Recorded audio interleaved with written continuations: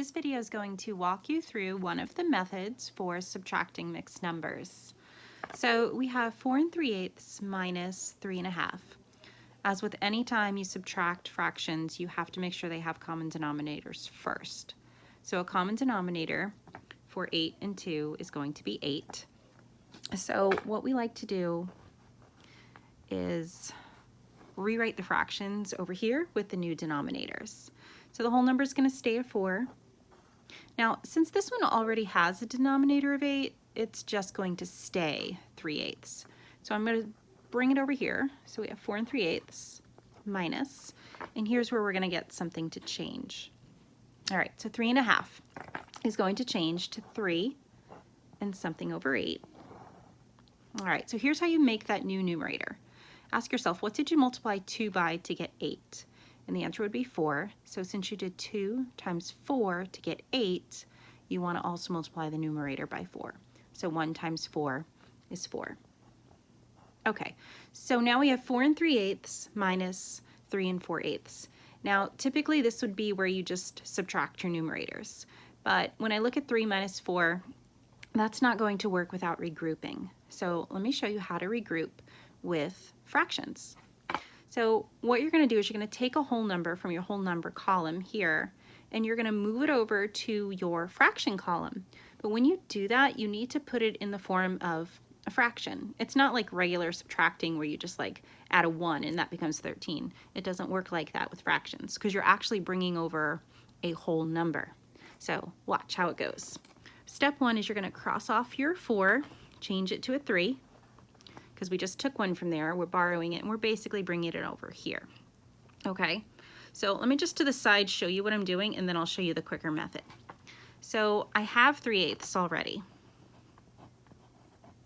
And what I'm going to be doing to there is adding a whole number to that, because that whole number we just took from here, we're putting here. So I have to put that whole number in the form of a fraction.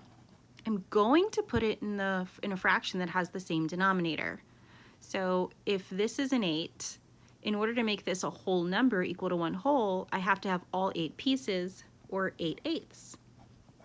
So when I add that up, when you add fractions, of course, you only add the numerators.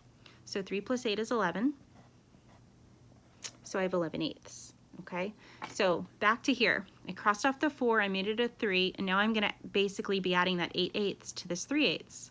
But instead of having to write it out like this process every time, here's a quick way. Take your denominator and add it to your numerator. So what's 8 plus 3? 11. And that's my new numerator. So I still got my 11/8. This is just showing you how I got that, and this is the quick method. Okay? So again, we crossed off our 4, changed it to a 3, and put it over here by adding 8/8. So 8 plus 3 is 11. So this is like a little trick. You just add numerator plus denominator, and that gives you your new numerator. Okay, so now that we have 11/8, we can subtract. So 11 minus 4 is 7, and our denominator stays an 8. Then you would subtract your whole numbers. 3 minus 3 is 0. So since we're not going to write the 0 here, so our final answer here is 7/8. Okay, now let's try this again. Except, let's look at this problem. You have a whole number minus a mixed number. You're going to typically see them written horizontally like this. Here's my tip for regrouping with this type of problem. You're going to want to rewrite it so that the numbers are stacked on top of each other.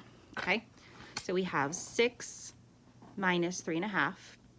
You want to make sure that you line up your whole numbers. Okay, so now we just wrote it like this. So when I go to do my subtracting, again, I see, wait, there's nothing here. So I'm going to need to put a fraction here because I can't just take a, subtract a mixed number from a whole number. I have to have a fraction here. It has to be a mixed number minus a mixed number. So here's how we do that. Same thing, we're still going to be regrouping. So we take our 6 and it changes to a 5 because we're taking a whole number from our whole number column and we're moving it over here into our fraction column. So our fraction that we're going to put here is going to have the same denominator, okay? We want to keep our denominators the same. But again, it has to equal 1 whole, okay? It's because we took 1 whole from here, so the fraction we put here has to also equal 1 whole, which means if I have 2 as my denominator, I need to have 2 as my numerator. Okay, so here we go. Now we can subtract.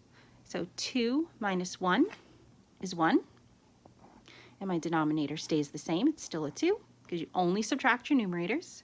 And now that we've subtracted our fraction, we can subtract our whole number. So 5 minus 3 is 2. And your final answer would be 2.5.